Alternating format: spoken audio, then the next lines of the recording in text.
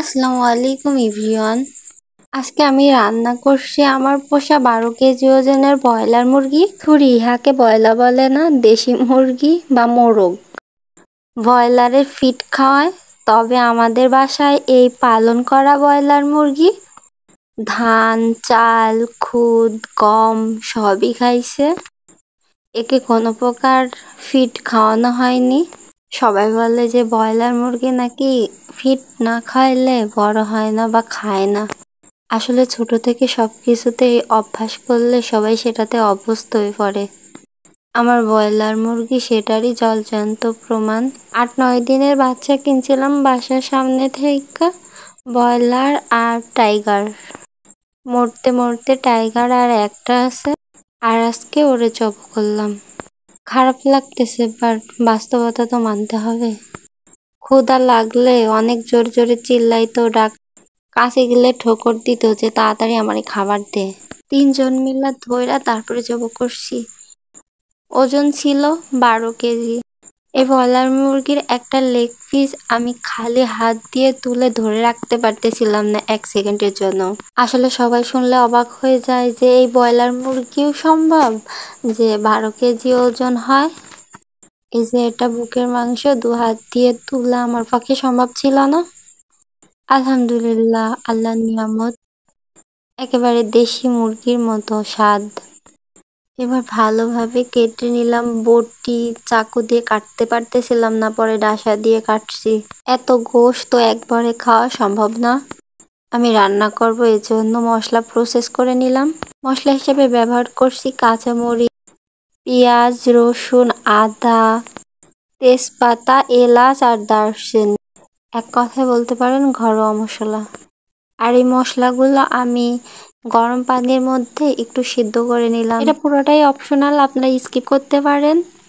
গরম পানিতে শুকনো মরিচ দিয়ে সিদ্ধ করে নিলে রংটা খুব ভালো আসে। এটা ট্রাই করে দেখতে পারেন, ইনশাল্লাহ কাজে দিবে। রংটা খুব ভালো আসবে তরকারির। আমি আদা জিরা থেকে সব প্রকার মশলাগুলো খুব ভালোভাবে সিদ্ধ করে নিছি। এবার চুলা থেকে নামায়া পানিটা ঠান্ডা করে ব্লেন্ডারে পেস্ট করে নিছি। এগুলা পুরোটাই অপশনাল, আপনারা স্কিপ করতে পারেন। এবার কড়ার মধ্যে দিয়ে দিলাম পেঁয়াজ কুচি, তার সাথে দিলাম তেজপাতা, 4-5টা এলাচ। এবার ব্লেন্ড করে রাখা আমার সেই মশলা দিয়ে দিলাম। এবার মশলাগুলোকে ভালোভাবে ভাজবো যতক্ষণ না পর্যন্ত উপরে তেল উঠে আসে। এখানে ফোকাস করতে হবে, মূল উদ্দেশ্য ভালো মশলা কষানো। এবং এইখানে দিয়ে দিলাম স্বাদ মতো লবণ। আর আজকে আমি রান্না করতেছি 4 কেজি মাংস। একবারে তো আর 12 কেজি মাংস খাওয়া সম্ভব না। এখানে আমার লবণের পরিমাপটা কম হয়ে গেছিল, এজন্য আমি আবারও অ্যাড করলাম 1 চামচ লবণ এবং এর সাথে অ্যাড করলাম 1 চামচ হলুদ গুঁড়া। হলুদ গুঁড়া যেহেতু শুকনা, আমি ভালোভাবে নেড়ে দিলাম যাতে না লেগে যায়। এবার আমি অ্যাড করলাম কাশ্মীরি লঙ্কার গুঁড়া 2 চা-চামচ। এই কাশ্মীরি লঙ্কার গুঁড়া পুরোটাই অপশনাল, রঙের জন্য জাস্ট আমি ব্যবহার করলাম, আপনারা স্কিপ করতে পারেন। এবার ভালোভাবে নেড়েচেড়ে আমার মশলা কষানোর পালা।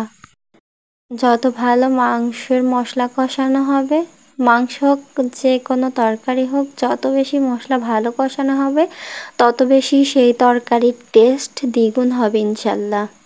খুব ধৈর্য সহকারে মশলাগুলো আমি নাড়তেছি যাতে কড়ার নিচে না লেগে যায় বা মশলাগুলো পুড়ে যায়।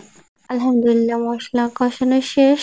বুঝবেন কি করে? উপরে তেল ছেড়ে আসছে, তখনই বুঝবেন যে মশলা কষানো শেষ। এবার আমি দিয়ে দিলাম আমার কেটে ধুয়ে রাখা সেই 12 কেজি ওজনের ব্রয়লার মুরগির মাংস। এবার ভালোভাবে মশলার সাথে আমি নেড়েচেড়ে দিলাম যতক্ষণ পর্যন্ত নাড়বো মাংসের কাঁচা গন্ধটা যাতে না থাকে। এবার আমার মূল মিশন হইতাছে খুব ভালোভাবে মাংসটাকে কষাবো। আমার মাংসে পানি দিছি পরিমাণ মতো, যেহেতু ভুনা করবো এজন্য বেশি একটা ঝোল দিই নাই বা রাখি নাই। সিদ্ধ যাতে হয় এমন পানি আমি ইউজ করছি। এখানে এখানে আছে 4 কেজি গোশ। আমি ঢাকা দিয়ে দিয়েছিলাম, ঢাকা খুলে দেখলাম অবস্থা মাশাল্লাহ, আলহামদুলিল্লাহ। এবার এখানে অ্যাড করলাম ভাজা জিরের গুঁড়া। রান্না করার সময় এত ভালো স্মেল আসতেছিল, আলহামদুলিল্লাহ। তারপরে অ্যাড করলাম 7-8টা কাঁচামরিচ। কাঁচামরিচ অপশনাল, আপনারা ইউজ করতে পারেন আবার স্কিপও করতে পারেন। তবে কাঁচামরিচটা দিলে কাঁচামরিচের একটা স্ট্রং ফ্লেভার আসে, যেটা গোশের স্বাদ দ্বিগুণ কইরা দেয়। লবণটা কম হয়ে গেছিল, চেক করার পর আবার লবণটা দিয়ে দিলাম। আলহামদুলিল্লাহ, মাশাল্লাহ।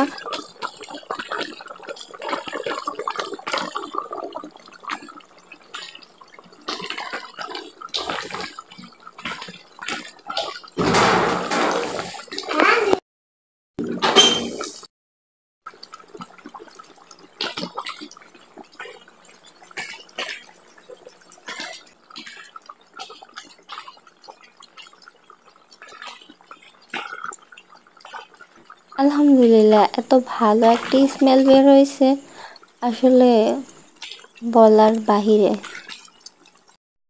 আলহামদুলিল্লাহ, আমার রান্না শেষ। আলহামদুলিল্লাহ, আলহামদুলিল্লাহ, এত সুন্দর কালার আসছে আর গোশতের টেস্ট এতটা ভালো। আল্লাহর নিয়ামত, একদম দেশি মুরগি, তার থেকেও কি বলবো, প্রশংসা আল্লাহ তাআলার করতেই হয়। আল্লাহ এত এত নিয়ামত আমার জন্য রাখছে পৃথিবীতে, আলহামদুলিল্লাহ।